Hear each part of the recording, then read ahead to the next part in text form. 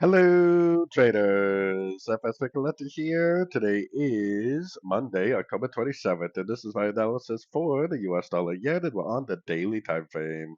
So the dollar yen has made its way up almost all the way up to this previous high right here. Like I was saying last week, this could be a 1, 2, 3, 4, 5 pattern. And if it is a 5 pattern, it could possibly, grab that high, go down, break structure, and start a reversal to the downside.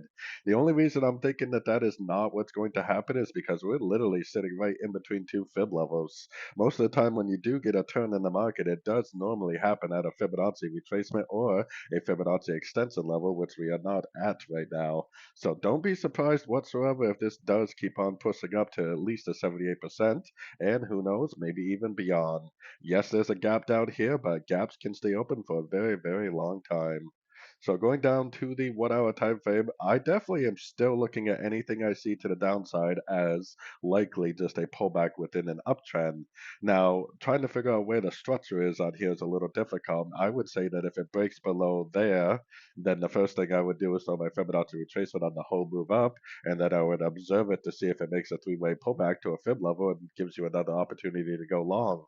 If it doesn't break this, it just ends up making another higher low, then we would just continue to look for longs every single chance we get. Based on the daily time frame, the daily is telling us to look for longs, so I definitely will continue to look for longs at the end of all pullbacks I see. So anyways, don't forget to check out my website linked over here in the corner, and as always, thank you for watching and happy trading.